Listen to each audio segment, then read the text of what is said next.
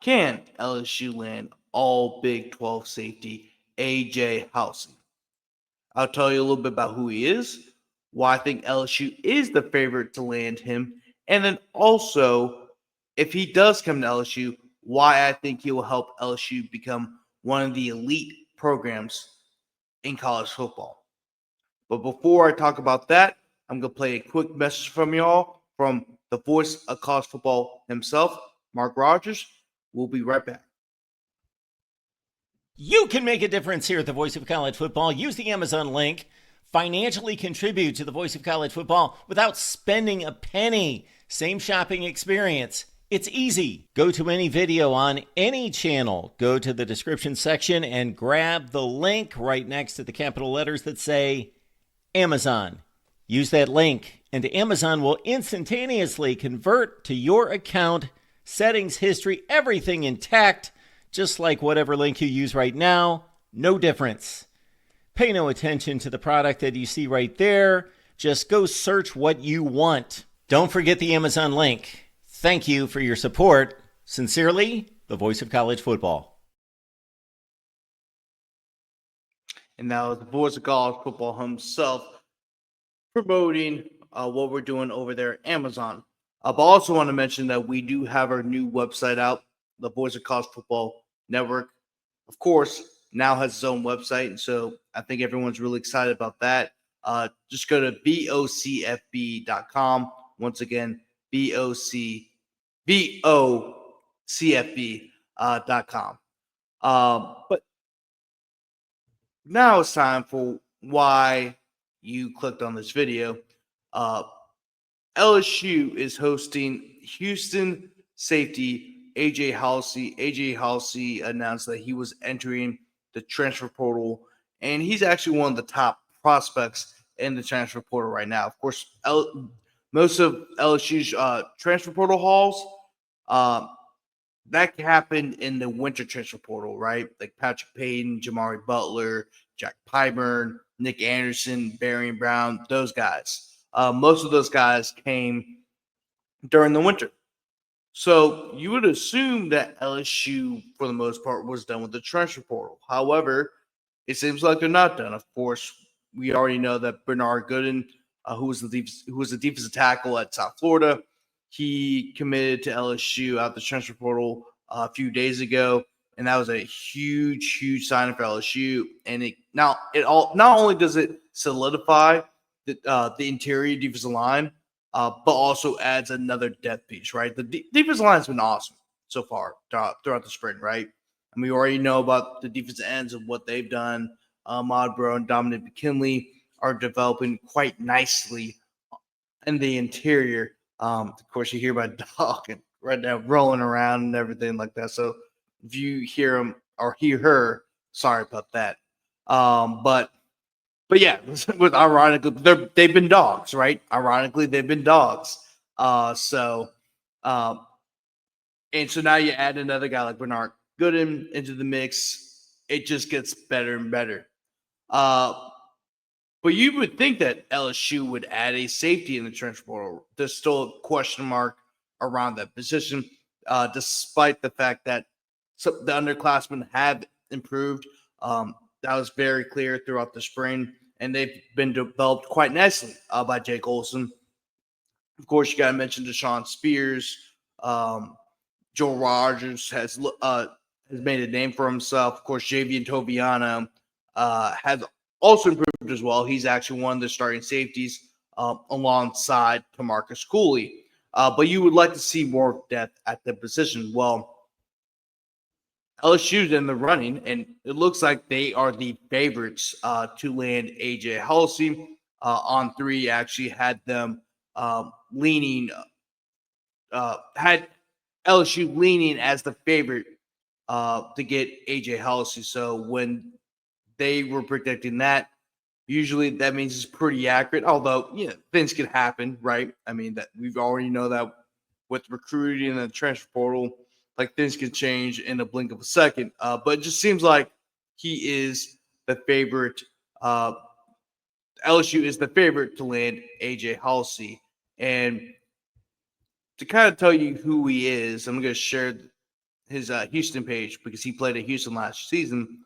But AJ Haulcy was an all Big 12 safety for the University of Houston. He is a Houston native.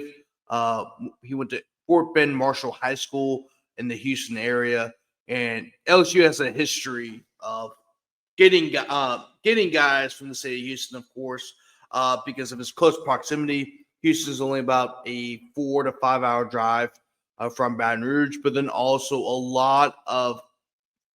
there's a significant amount of people that are from New Orleans that moved to Houston during Katrina. A perfect example of that is Grant Delpit. Grant Delpit is originally from New Orleans, but when Katrina hit, his family evacuated to Houston, and they just stayed out there. There's a lot of examples of that in the city of Houston, where you have people who were evacuated Katrina, and then they just stayed out there. And he may even have family members in Louisiana, for all I know. There's also a lot of guys in Houston that, talking from recruits in the past, they either are from Louisiana or they have family in Louisiana currently. Houston's only about like I said, Houston's only about 4 to 5 hour drive from Baton Rouge. So it wouldn't shock me that if he's had family down here in Louisiana, but he was a first team All Big 12 selection by the coaches, the Associated Press, and of course Phil Steele. Started all 12 games as safety, was second on the teams in tackles, 74, tied for first place in the Big 12 with 5 interceptions. He was second in pass breakups with 13, and he led the teams in tackle 3 times in a single game at Oklahoma, at Cincinnati, and at TCU. And he had 5+ tackles in 9 different games. He had an 85.8 coverage grade according to PFF, which was 4th among Big 12 safeties. And you got to think about this.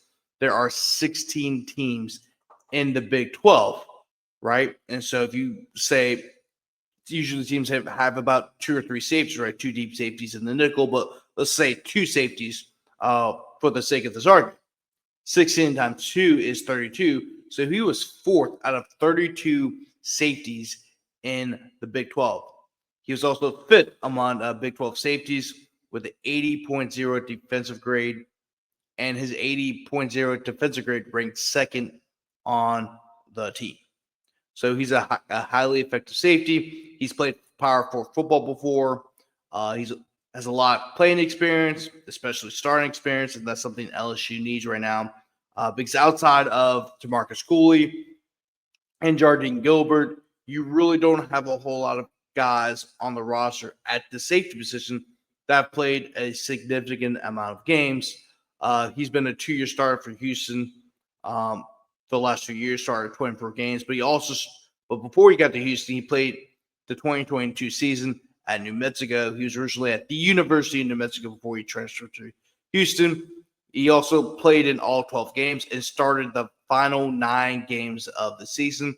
So he has 33 starts as a Division I college football player, right? So that is extremely beneficial for LSU because you need as many veterans as possible with a very young position group like the safeties. And if LSU weren't able to land AJ Haulcy, that is another veteran to add to that safety group, right? And Jardine Gilbert, of course, is a veteran. He's had SEC experience before he transferred to LSU from A&M last season. And, of course, Tamarcus Cooley was a starter at North Carolina State. And, of course, NC State is in the ACC. So once again, you have right now you have 3 Power 4 safeties that have started multiple games. And I know Javian Toviano's played a good bit, but Javian Toviano's, doesn't have as much experience as neither Javian as Jardine Gilbert. My apologies. Tamarcus Cooley, and then of course if AJ Haulcy does come to LSU, AJ Haulcy. So this would be a fantastic call for LSU. LSU if they're able to land AJ Haulcy. Of course, one of the other teams that's in the running for him is Miami. And Miami has a lot of money. So who knows what can happen between here and near there. But if LSU were able to land AJ Haulcy, it would be a great pickup. But like I said, a lot of things could happen. Miami has a lot of money that they can make an offer that AJ Haulcy cannot refuse, and he could easily go to Miami. But I think LSU is in the running to land AJ Haulcy. And one of the big things about AJ Haulcy is that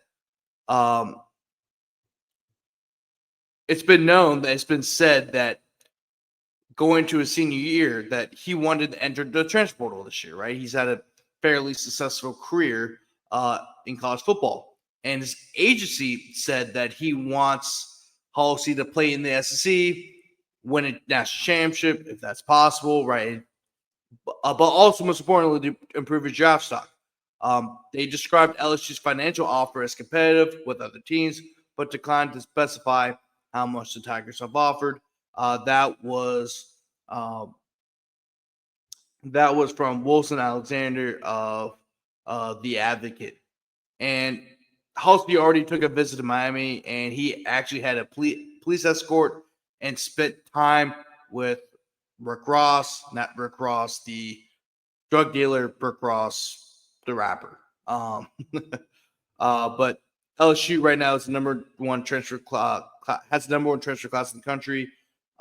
And even if they don't land AJ Haulcy, they still have the number one transfer class in the country. But if you add a guy like AJ Haulcy to your roster, like at this point, LSU, you could say LSU is one of the favorites to win the SEC. I'm not saying they are the favorite, but they're definitely, of the 16 teams, they are one of 4 teams. I think that you can make the case going in, but when you add another all-conference player like AJ Haulcy, especially at a position of need, I think LSU has to be one of the favorites. And this has been a common theme that me, of course, Zach have said on LSU Live, was that because LSU is the number one transfer portal class in the country, and because of the guys you're bringing back your leading passer, you're bringing back your leading rusher. Aaron Anderson is returning. And then, of course, you brought in a lot of receivers out of the transfer portal. Trey Davis-Green is back at tight end, and then you added Bauer Sharp out of so you have 2 fantastic all-conference tight ends.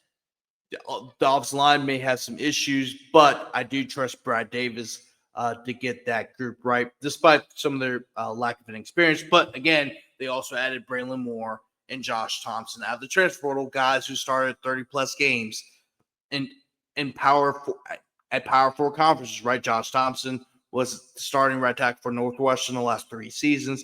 Braylon Moore was the starting center of Virginia Tech the last 2 or 3 seasons. So a lot of starting experience on the between those 2. And, of course, you have a young offensive line that helps out even more. They have those 2 guys that have already joined your team during the spring. And then on top of that, the defensive line is greatly improved. The linebackers has one of the best linebacker rooms in the country. The cornerbacks have greatly improved. They've also added a lot of guys out of the transfer portal. And now it's safety. When you add in a guy like AJ Haulcy to join in with Tamarcus Cooley, Jardine Gilbert, Javian Toviano, Deshaun Spears is becoming his own. I really like LSU's chances to be back among college football's elite. But you have to play against Clemson. Like I said, we won't know anything till LSU plays Clemson on Labor Day weekend. And, I think they have a shot to beat Clemson. But LSU's lost this last 5 home openers. And they need that win to not only improve your college football playoff chances, but get the monkey off your back of that win, of winning a home opener. But also, if you win home opener against a probably be a top 5 Clemson team going in. You play with less pressure down the stretch. LSU is 2019 is a great example where LSU went up to play Texas in Austin, and when LSU won the game, they obviously took off and became arguably the greatest college football team of all time. Well, Texas' season tanked. Right, Texas was the number 9 team in the country. They were coming off of a huge Sugar Bowl win over Georgia. They made the Big 12 championship. And they were recruiting well. It looked like they were about to become Texas of the old. However, the season tanked. They finished regular season 7-5. A year later, Tom Herman, their head coach at the time, gets fired. They bring in Sarkisian, and look at Texas now. But when you add a guy like AJ Haulcy at a position of need, like the safety spot, it only improves LSU's standing of being among the college football elites, but you have to show that on the field. So not only does it improve your team standing, but also heightens the expectations that this LSU team may have. But anyway, that's going to wrap up Go Time for today. We'll have another episode tomorrow of Go Time, but then also make sure to check out the post LSU Texas A&M recap show. We're gonna go live maybe about an hour, maybe either right after the game or an hour after the game. I actually have to be there, so I have to be somewhere else at the moment. I'll be watching the game, of course, where I'm at, but I don't know if I'm going to be back in time to stream right after the game, you can say. But I'll get a set time. It'll probably be around 4:30, and we'll get that thing rolling. But anyway, I'll see y'all later, and that's going to wrap it up for Go Time.